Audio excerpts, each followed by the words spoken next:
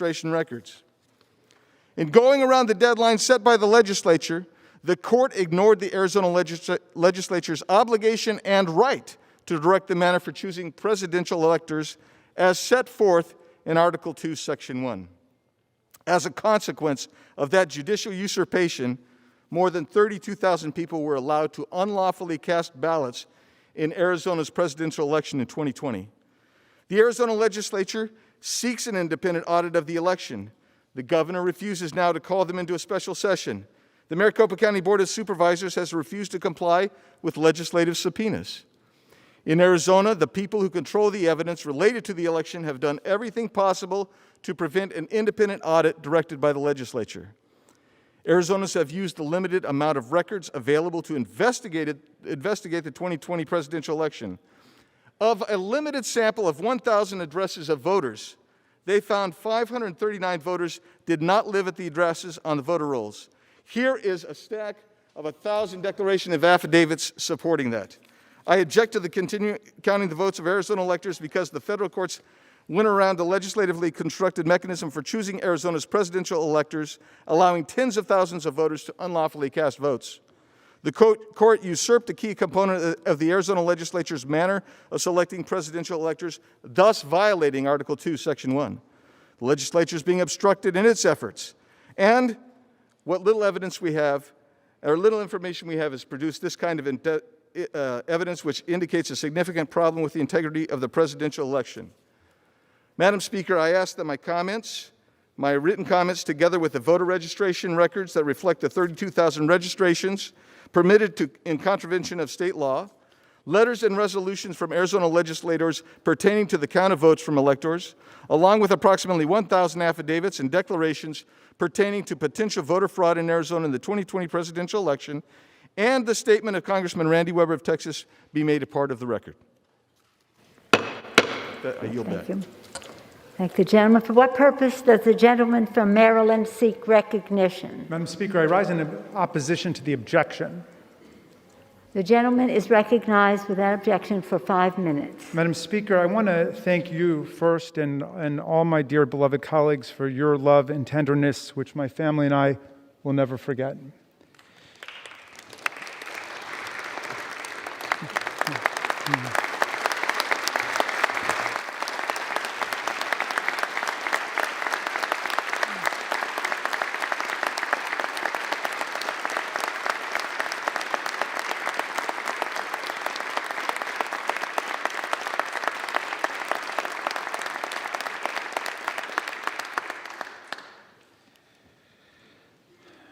Thank you again.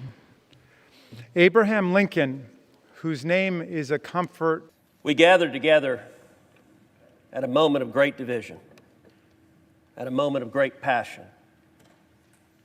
We have seen, and no doubt will continue to see, a great deal of moralizing from both sides of the aisle. But I would urge to both sides perhaps a bit less certitude and a bit more recognition that we are gathered at a time when democracy is in crisis. Recent polling shows that 39% of Americans believe the election that just occurred, quote, was rigged. You may not agree with that assessment, but it is nonetheless a reality for nearly half the country. I would note it is not just Republicans who believe that. 31% of independents agree with that statement. 17% of Democrats believe the election was rigged. Even if you do not share that conviction, it is the responsibility, I believe, of this office to acknowledge that is a profound threat to this country and to the legitimacy of any administrations that will come in the future. I want to take a moment to speak to my Democratic colleagues. I understand your guy is winning right now. If Democrats vote as a bloc, Joe Biden will almost certainly be certified as the next president of the United States. I want to speak to the Republicans who are considering voting against these objections. I understand your concerns, but I urge you to pause and think. What does it say to the nearly half the country that believes this election was rigged if we vote not even to consider the claims of illegality and fraud in this election? And I believe there's a better way. The leaders just spoke about setting aside the election. Let me be clear, I am not arguing for setting aside the result of this election. All of us are faced with two choices, both of which are lousy. One choice is vote against the objection. And tens of millions of Americans will see a vote against the objection as a statement that voter fraud doesn't matter, isn't real, and shouldn't be taken seriously. And a great many of us don't believe that. On the other hand, most, if not all of us, believe we should not set aside the results of an election just because our candidate may not have prevailed. And so I endeavored to look for door number 3, a third option, and for that I looked to history, to the precedent of the 1876 election, the Hayes-Tilden election, where this Congress appointed an electoral commission to examine claims of voter fraud. 5 House members, 5 senators, 5 Supreme Court justices examined the evidence and rendered a judgment.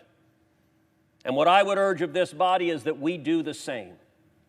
That we appoint an electoral commission to conduct a 10-day emergency audit, consider the evidence, and resolve the claims. For those on the Democratic aisle who say there is no evidence, they've been rejected, then you should rest in comfort. If that's the case, an electoral commission would reject those claims. But for those who respect the voters, simply telling the voters, go jump in a lake, the fact that you have deep concerns is of no moment to us.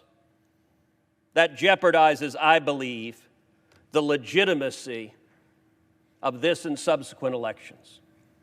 The Constitution gives to Congress the responsibility this day to count the votes. The framers knew what they were doing when they gave responsibilities to Congress. We have a responsibility, and I would urge that we follow the precedent of 1877.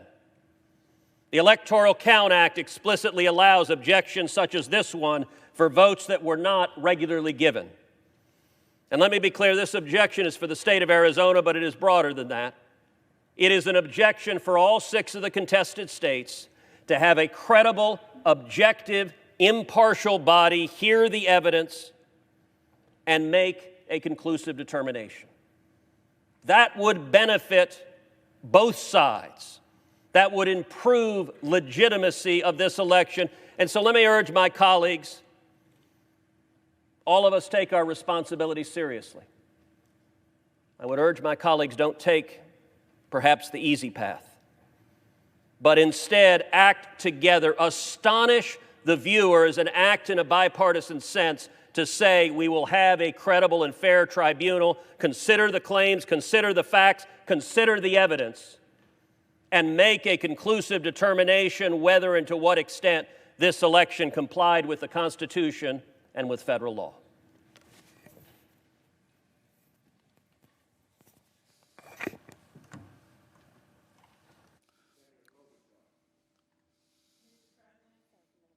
Senator from Minnesota. Mr. President, I first would like to say I appreciate the words of our leader, Senator Schumer, as well as Senator McConnell's call for a higher calling.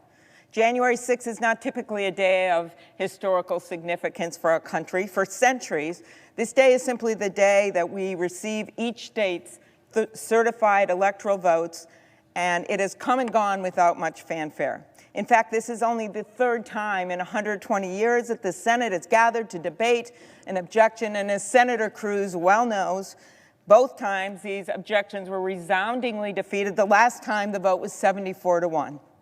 Why? Because senators have long believed that they should not mess around with the will of the people. They have understood the words of our great former colleague John McCain from the state of Arizona, who once said that nothing in life is more liberating than to fight for a cause larger than yourself.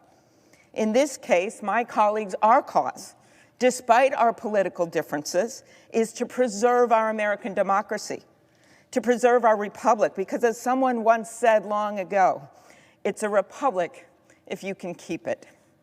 Now, I appreciate all my Democratic and Republican colleagues who have joined our ranks of coup fighters, who have stood up for our democracy, who stand tall for our republic, and who believe in an ideal greater than ourselves, larger than our political parties. That ideal is America.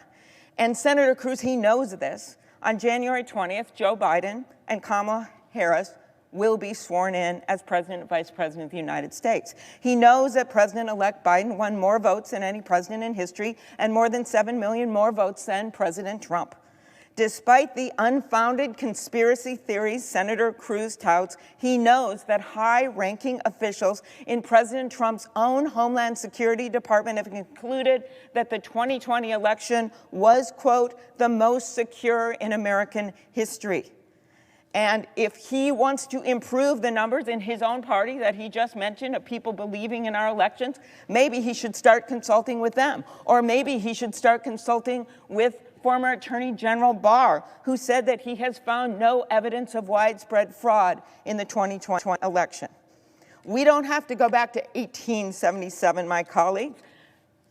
Senator Cruz knows that 80 judges, including conservative judges, including judges confirmed in this chamber, nominated by President Trump, has thrown out these lawsuits, calling them baseless, inadequate, and contrary both to the plain meaning of the constitutional text and common sense. And he knows that all 10 living defense secretaries, including both of Trump's defense secretaries, Dick Cheney, Donald Rumsfeld, William Cohen, he knows that all these leaders have come together to say that these scurrilous attacks on our democracy must stop and we must allow for a peaceful transition of power. Senator Sinema will fill you in on the specific facts as to why this election was sound and true in Arizona, but a summary. President Trump received 1,661,686 votes in the state. President-elect Biden won 1,672,143 votes, meaning that he won the state by 10,457 votes. On November 30th, after Arizona's Republican governor, the Secretary of State, the Attorney General, and the conservative Chief Justice of the Arizona Supreme Court certified the results of the election, the governor actually said, "We do elections well here in Arizona. The system is strong."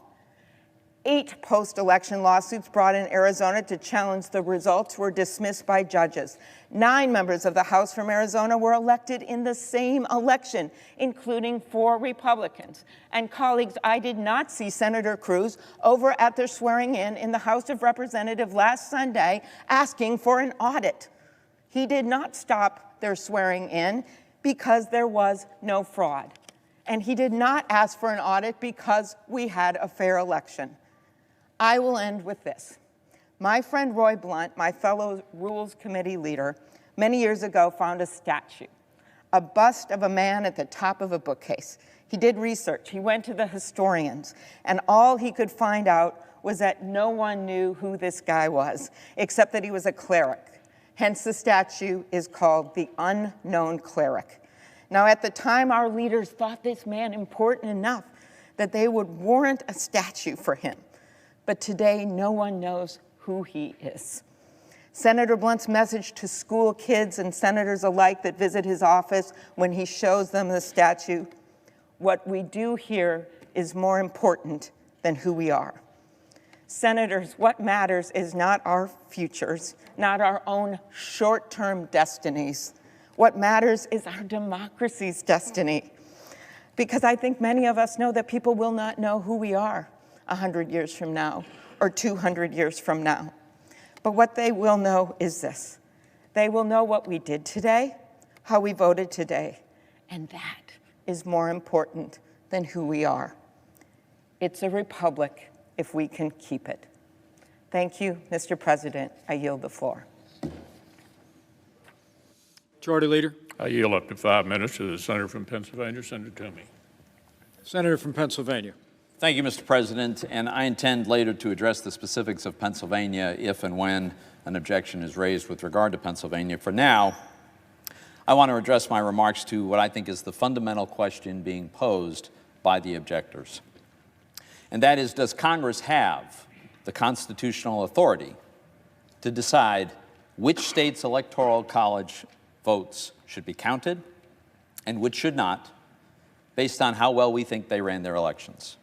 This is what the objectors are really asking us to do, to federalize elections by rejecting electoral college votes from states whose processes they say they disapprove of, and thereby having Congress select the President of the United States instead of the American people. The answer, Mr. President, is no, there is no such authority under the Constitution.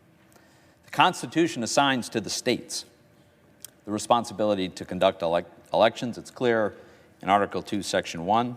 It leaves courts with the responsibility to adjudicate disputes, and it assigns to Congress the ministerial function of counting ballots, except for extreme circumstances, such as when a state sends competing slates of electors to Congress. Which brings me to the 1877 precedent. Some objectors claim to merely want a commission to conduct an audit and then let states decide whether to send different electors. Well, first, the situations are not at all analogous. In 1877, Congress had before it 2 slates of electors from several states. Here, there are no Trump electors from swing states. There's just Biden electors. Second, legislatures from the swing states, they've already spoken. They've made their decision. They've chosen not to send us alternative electors. Third, a commission? Really? It's completely impractical, and we all know it, with 14 days to go before a constitutionally mandated inauguration. But look at it this way. If the objectors are right, and it really is Congress's job to sit in judgment on the worthiness of the state's electoral processes, then what's the criteria for acceptable election processes? What investigations have been conducted of these processes? What body has deemed that certain states' processes are unacceptable? What opportunities were these states given to challenge the findings? Why are the objectors objecting only to swing states that President Trump lost? What about the ones he won? I don't know, North Carolina. What about California? They have ballot harvesting, I'm told.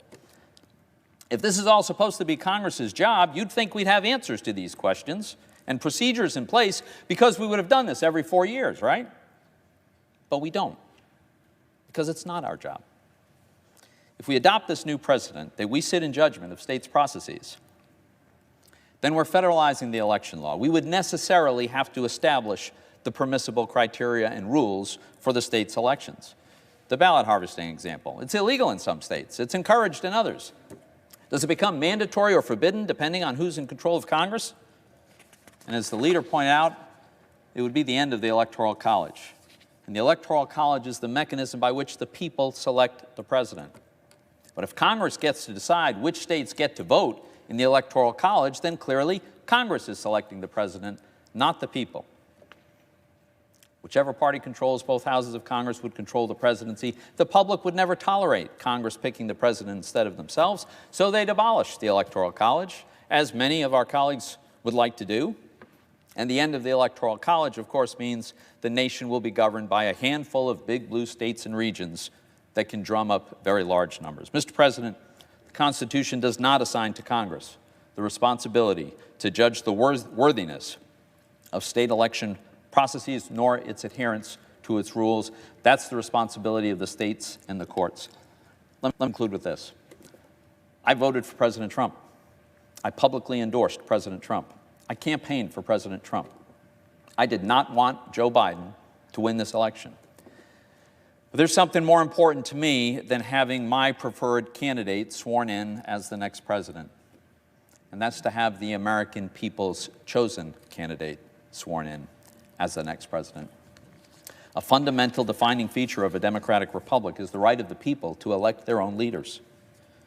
It's now our duty, it's our responsibility to ensure that that right is respected in this election and preserved for future elections. I urge you, vote against this objection.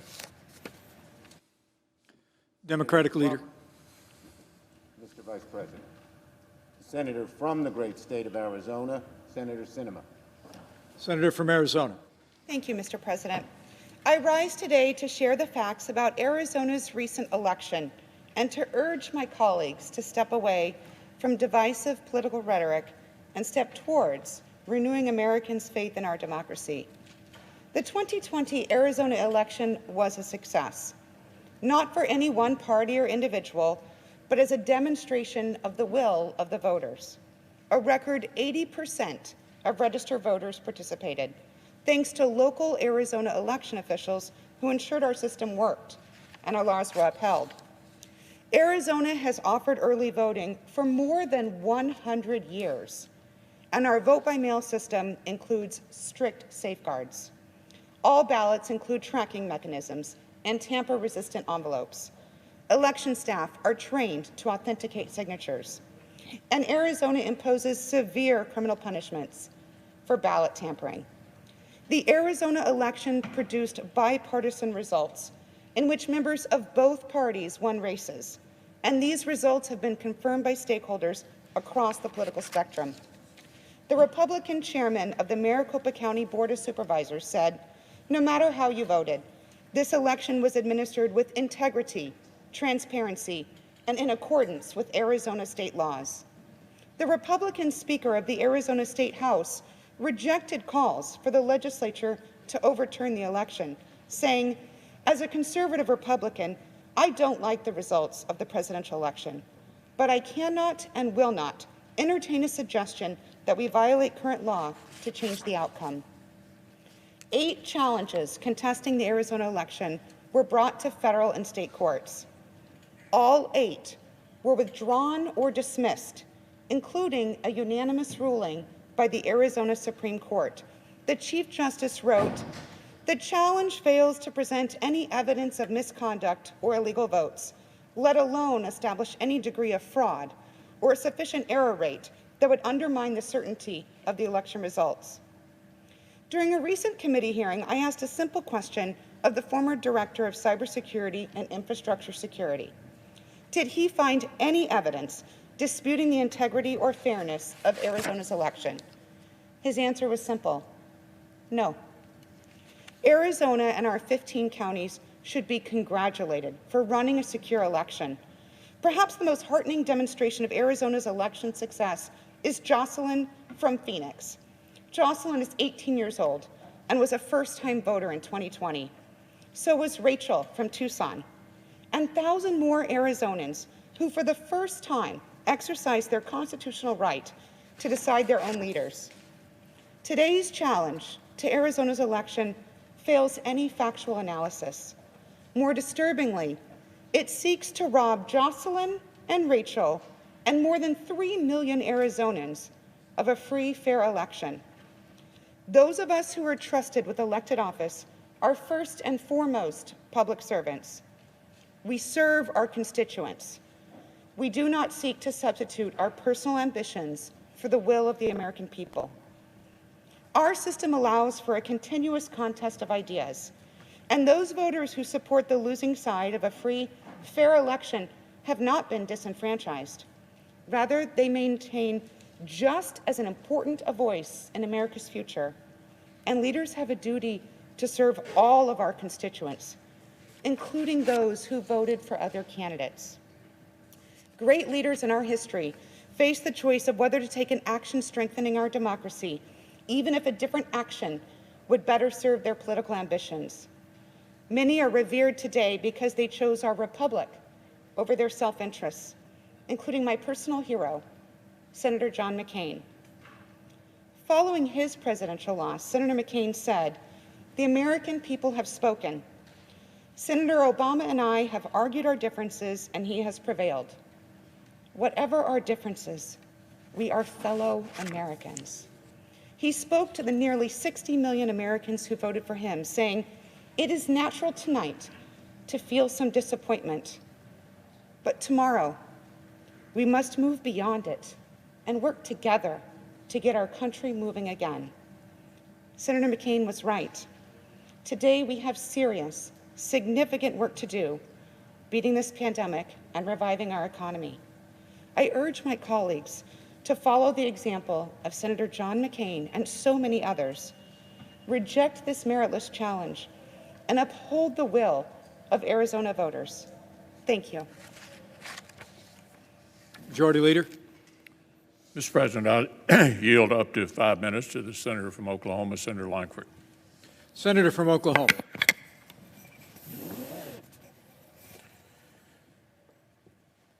Mr. President, in America, we settle our differences in elections.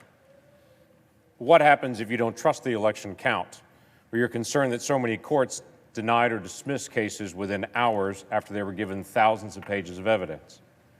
The reason we have a Congress to settle our nation's divisions and the rules of the Senate make sure that every opinion in the nation is heard is so issues like this can be addressed. The constitutional crisis in our country right now is that millions of Americans are being told to sit down and shut up. Their opinions matter. During the electoral challenge on January the 6th, 2005, Senator Ted Kennedy stood on this floor and said this. He said, "I commend the many thousands of citizens in Massachusetts and other states who insisted on treating today's electoral vote count in Congress as a meaningless ritual would be